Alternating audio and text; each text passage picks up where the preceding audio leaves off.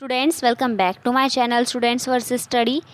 आज हम इस वीडियो में पढ़ने वाले हैं क्लास 10th एनसीईआरटी हिंदी स्पर्श गद्य खंड का चैप्टर जिसका नाम है पतझड़ में टूटी पत्तियाँ। इस चैप्टर में हम इसका पार्ट 1 कवर करने वाले हैं जिसका नाम है गिन्नी का सोना। इस पार्ट के हमारे लेखक हैं रविंद्र केलेकर। तो चलिए शुरू करते हैं। अब इस पार्ट में जो लेखक हैं वो हमें गिन्नी के सोने के बारे में बता रहे हैं। जो गिन्नी का सोना होता है उसमें जो है तांबे की मिलावट की जाती है। तो वो अब हमें बताते हैं कि शुद्ध सोने में और गिन्नी के सोने में किस प्रकार का अंतर होता है। जो शुद्ध सोना होता है उसमें किसी भी प्रकार की मिलावट नहीं की जाती है, लेकिन जो हमारा गिन्नी का सोना होता है उसमें तांबे की मिलावट की जाती है और तांबे के मिलावट होने की वजह से उसमें चमक आ जाती है और वो शुद्ध सोने से ज़्यादा मजबूत भी बन जाता है। अब जो लेखक है वो हमें यहाँ पर ये भी बता रहे हैं कि जो औरतें हैं वो गिन्नी के सोने के ही जो गहने हैं वो बनवाती हैं, लेकिन हम उन्हें सोने के गहने कहते हैं, लेकिन वो होते गिन्नी के सोने के गहने हैं। फिर वो हमें बताते हैं कि जो शुद्ध आदर्श होते हैं वो भी शुद्ध सोने के जैसे ही होते हैं। अगर अब वो यहाँ पर जो है व्यवहारिकता को तांबे से कंपेयर कर रहे हैं, उनकी तुलना करते हुए वो कह रहे हैं कि अगर हम शुद्ध आदर्श में जो है तांबे रूपी व्यवहारिकता को जो है उसमें मिला देते हैं और उसको चलाकर दिखाते हैं तो लोग हमें प्रैक्टिकल आइडियलिस्ट कहकर बुलाना शुरू कर देते हैं।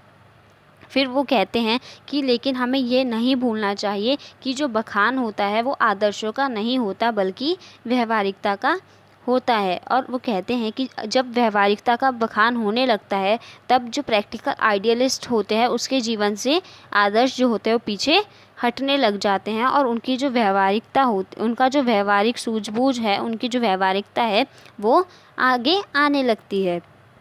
इसी बात को कहते हुए वो कहते हैं कि जो सोना है वो पीछे रहकर तांबा ही आगे आ जाता है। फिर वो कहते हैं कि कुछ लोग ऐसा कहते हैं कि जो गांधी जी हैं वो प्रैक्टिकल आइडियलिस्ट थे और व्यवहारिकता को वो पहचानते थे, उसकी कीमत जानते थे, इसीलिए वो अपने आदर्शों की वजह से जो है लोगों को अपने साथ लेकर चल सके।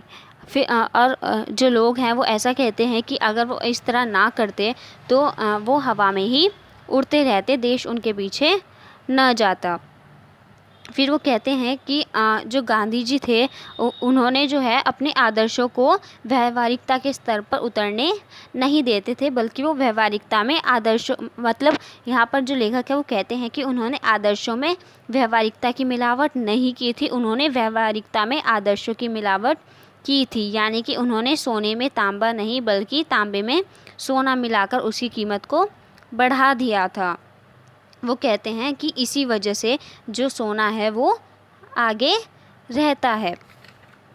अब जो लेखक है वो हमें कहते हैं कि जो व्यवहारवादी लोग होते हैं जिनमें व्यवहार वाली सूझबूझ होती है वो हमेशा सजग रहते हैं।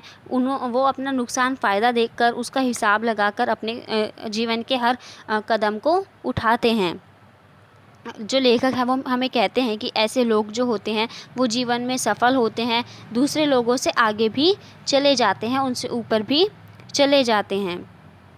अब वो कहते हैं कि हमें जो है खुद ऊपर चढ़ना चाहिए और अपने साथ दूसरों को भी ऊपर लेकर जाना चाहिए। यानी कि खुद आगे बढ़ने के साथ साथ हमें दूसरों को भी आगे बढ़ाना चाहिए। यह बहुत ज़रूरी बात है, यह महत्व की बात है। अब ये जो काम है ये हमेशा आदर्शवादी लोगों ने ही किया है, ऐसा हमारे जो लेखक है वो हमें कहते हैं। जो लेखक है वो कहते हैं कि आज जो हमारे पास शाश्वत मूल्य हैं या जो भी हमारे पास अच्छी अच्छी चीज़ें हैं जो हमारे समाज में, वो आदर्शवादी लोगों की ही देन है, आदर्शवादी लोगों ने ही उन्हें दिया हुआ है। और फिर वो आखिर में कहते हैं कि जो व्यवहारवादी लोग होते हैं, जो व्यवहार वाली सूझबूझ रखने वाले लोग होते हैं, उन्होंने सिर्फ समाज को गिराया है, उठाया नहीं है। सो आई होप कि आपको ये चैप्टर समझ में आया होगा। Thanks for watching.